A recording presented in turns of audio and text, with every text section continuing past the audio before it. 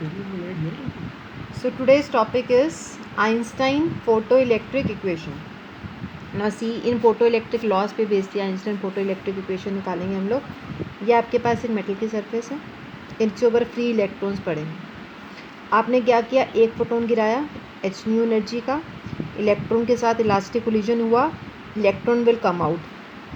अगर nu naught से ज़्यादा है then photo electric emission will take place. Means minimum frequency कितनी होनी चाहिए, थ्रेशोल्ड फ्रिक्वेंसी के बराबर तो होनी ही चाहिए।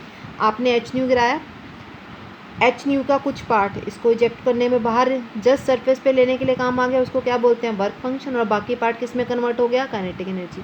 जस्ट नाउ मैंने आपको एक एग्जांपल दिया था कि अगर आप इस पर 10 एनर्जी गिरा रहे हो, 2 इसका वर्क फंक्शन है, मतलब वर्क फंक्शन नहीं है, सिर्फ बाहर निकालने के लिए 2 एनर्जी चाहिए, तो बाकी 8 किस में यूज़ हो जाएगी, काइनेटिक एनर्जी में। तो मीन्स एच यू एनर्जी पहले वर्क फंक्शन में प्लस किस में कन्वर्ट हो जाएगी, मैक्सिमम काइनेटिक एनर्जी में। I can write h nu, work function को हम कैसे रिप्रेजेंट करते हैं, phi naught, maximum kinetic energy को kinetic energy max.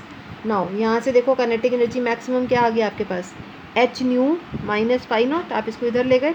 This is the Einstein photo electric equation. Now see here, कहते हैं if nu is equal to nu naught. मान लो आप जो फ्रिक्वेंसी गिरा रहे हो, जो आप लाइट गिरा रहे हो, उसकी फ्रिक्वेंसी न्यू नॉट के बराबर है। मतलब if you are following the incident light with energy equals to h nu naught where nu naught is the threshold frequency, तो इलेक्ट्रॉन सिर्फ सरफेस पे आएगा, वो चलेगा नहीं। मीन्स अगर आपकी फ्रिक्वेंसी थ्रेशोल्ड फ्रिक्वेंसी के बराबर है तो इलेक्ट्रॉन सिर्फ किस पे आएगा, सरफेस पे आएगा, वो आगे चलेगा नहीं, काइनेटिक एनर्जी नहीं मिलेगी। Means if nu is equal to nu naught then kinetic energy is 0। तो यहाँ पर पुट करो इस इक्वेशन में, h nu is equal to nu naught put किया, फाई नॉट, काइनेटिक एनर्जी क्या आ गया आपके पास, 0। दैट मीन्स फाई नॉट का क्या एक्सप्रेशन आया यहाँ से, phi naught is equal to H nu naught. इसको यहाँ वापस इक्वेशन 1 में पुट कर देंगे तो क्या आएगा, एच न्यू, फाई नॉट की जगह what you will put, h nu naught plus kinetic energy max.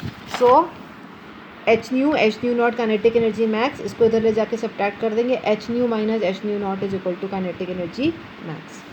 This is called as Einstein photoelectric equation. Now we are going to explain the photoelectric laws. पहला photoelectric law क्या था, पहला photoelectric law था जो intensity है वो किसके proportional है, photoelectrons emitted per second. Intensity is proportional to the photoelectrons emitted per second. अब देखो आपको पता है what is intensity, intensity is the number of photons.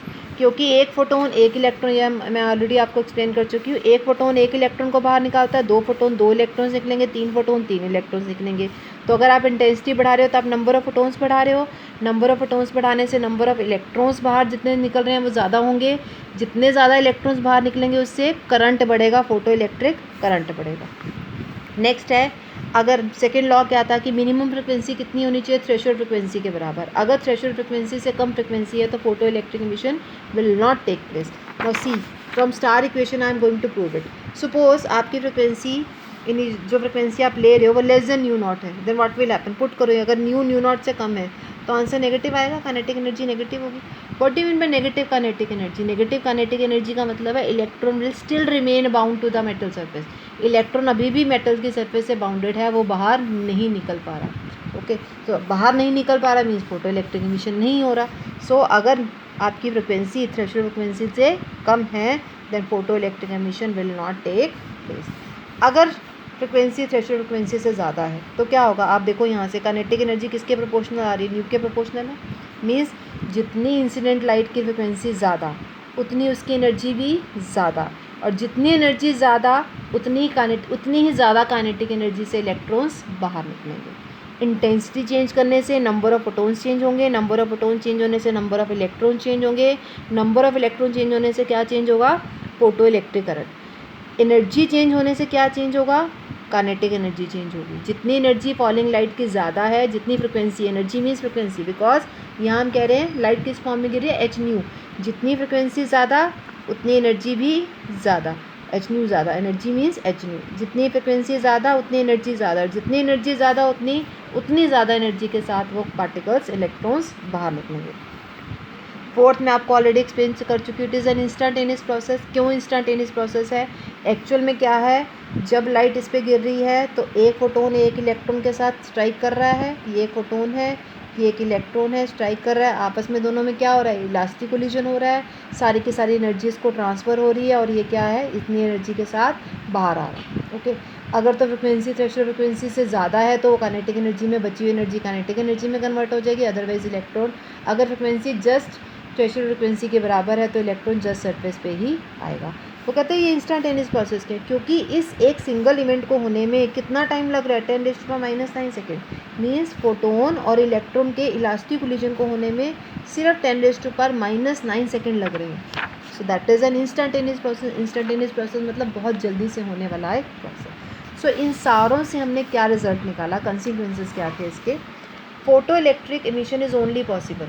तो मीन्स इन सारों से हमने ये कंक्लूजन निकाला कि फोटो इलेक्ट्रिक एमिशन, एक मेटल की सरफेस से इलेक्ट्रॉन्स तभी बाहर आएंगे जब हम लाइट को एज अ पैकेट लेके चलेंगे। Light is in the form of packets and each packet is having the energy of h new. Means अगर आप लाइट को पार्टिकल करेक्टर की बात करते हैं, then when you are talking about the light as a having a particle character, means light के पास कैसी है, लाइट कैसी आ रही in the form of energy, light is coming in the form of packets, each packet is having energy h nu. तो आपने जितना भी फोटो इलेक्ट्रिक एमिशन अभी तक एक्सप्लेन किया उसमें ये माना था आपने, means photo electric emission is only possible when light is in the form of packets of energy and each having definite value more than the work function of a metal. This shows light is not a wave nature. तो यहाँ से हमने ये बात निकाली, conclusion निकाला कि light wave nature की नहीं है। कैसी नेचर है इसकी, पार्टिकल, क्योंकि हमने लाइट को क्या माना, इन the form of packets, particle है छोटे छोटे। That's why photo electric emission was accounted by the quantum theory. इसी वजह से जो फोटो इलेक्ट्रिक एमिशन आप स्टडी करते हो ये क्वांटम थ्योरी के अंडर आता है। Now next is relationship between cutoff potential frequency and incident photon and threshold frequency. This is very very important. Now अभी हमने जस्ट किया ये equation, kinetic energy max is equal to h nu minus h nu naught. Same I am going to write it here. कल मैंने आपको करवाया था kinetic energy max is equal to EV not.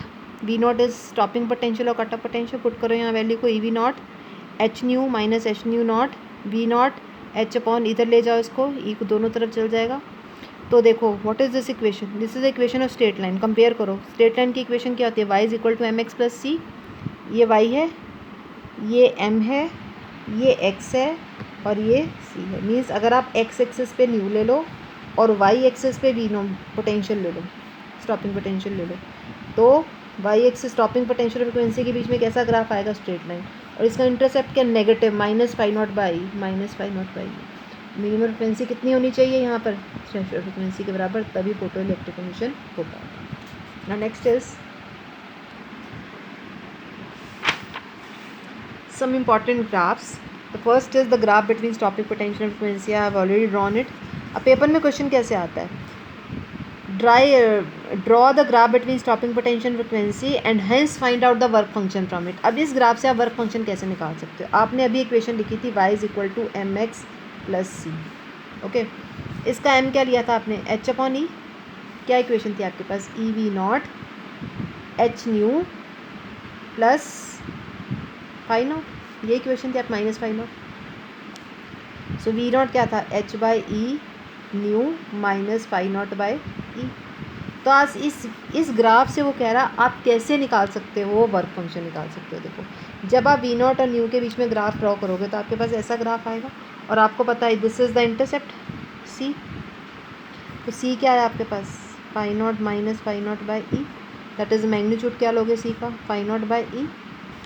Means phi naught क्या हो जाएगा, c into ई। जब आप ये ग्राफ ड्रॉ करोगे अब ये वैल्यू निकालोगे, this value suppose this is 5, तो आप इसको 5 को e से मल्टीप्लाई करोगे, that is a work function of a metal.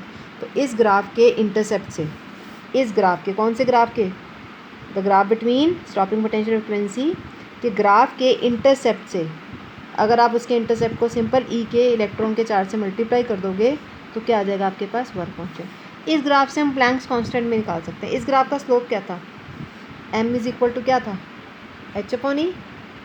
तो h क्या आ जाएगा, m इंटू ई। मीन्स इस ग्राफ का जो स्लोप आएगा उसको मैं अगर e से मल्टीप्लाई कर देती तो आपको क्या मिल जाता है, प्लैंक्स कांस्टेंट। पेपर में क्वेश्चन आ जाता है कई बार, how to drive the Planck's constant, how to drive the work function from the graph between V naught and U. Next is the graph between frequency and maximum kinetic energy. अभी आपने लिखा kinetic energy is equal to H nu minus phi naught, तो यहाँ से आपको पता चलता है काइनेटिक एनर्जी किसके प्रोपोर्शनल है, न्यू के। अब देखो वही इक्वेशन बन गया आपके पास, this is Y, this is M, this is X and this is C. तो एक्स एक्सिस पे आपने क्या लेना है, न्यू, और वाई एक्सिस पे आपने क्या लेना है, काइनेटिक एनर्जी। काइनेटिक एनर्जी इसके बीच में क्या रिलेशन आएगा, ये ग्राफ आएगा स्ट्रेट लाइन, इंटरसेप्ट क्या होगा, दिस इज़ द इंटरसेप्ट। सो इस ग्राफ से आप क्या निकाल सकते हो, इस ग्राफ के स्लोप से हम slope of kinetic frequency kinetic energy graph, kinetic energy frequency graph किसके बराबर है, स्लोप किसके बराबर था, प्लैंक्स कांस्टेंट एच के बराबर। और इस ग्राफ के इंटरसेप्ट से आप क्या निकाल सकते हो, इंटरसेप्ट किसके बराबर है, वर्क फंक्शन के बराबर। इंटरसेप्ट का magnitude is work function. Question आ सकता है आपके पास पेपर में। Next is the graph between photo electric current and frequency. Photo electric current सिर्फ किस पे डिपेंड करता है, इंटेंसिटी पर। जितनी इंटेंसिटी ज़्यादा उतने नंबर ऑफ फोटोन ज़्यादा, उतने नंबर ऑफ इलेक्ट्रॉन ज़्यादा और उतना फोटो इलेक्ट्रिक करंट ज़्यादा। क्या फ्रिक्वेंसी पे डिपेंड करता है, फ्रिक्वेंसी पे तो सिर्फ उसके बाहर निकलने वाले इलेक्ट्रॉन्स की काइनेटिक एनर्जी डिपेंड करती है, फोटो इलेक्ट्रिक करंट डिपेंड नहीं करता। तो फ्रिक्वेंसी और फोटो इलेक्ट्रिक करंट के बीच में कैसा ग्राफ आएगा, straight line, because it is independent of this. I have started this graph from nu naught because minimum frequency कितनी चाहिए फोटो इलेक्ट्रिक करंट के लिए भी, minimum frequency should be equals to the threshold frequency, उसी के बाद independent graph आएगा। Next is graph between intensity and stopping potential. कैसा ग्राफ आएगा, क्या इंटेंसिटी और स्टॉपिंग पोटेंशियल में कोई रिलेशन है, इंटेंसिटी क्या था, नंबर ऑफ फोटोन्स, और स्टॉपिंग पोटेंशियल का उससे कोई लेना देना ही नहीं है। So that's why the graph is straight line. Now the next is graph between photo electric current and time. धीरे धीरे 10⁻⁻⁹ सेकंड, ये क्या था, कोलिजन होगा फोटोन और इलेक्ट्रॉन के बीच में, तब तक धीरे धीरे करंट बढ़ेगा और उसके बाद करंट क्या हो जाएगा, कांस्टेंट हो जाएगा। Thank you.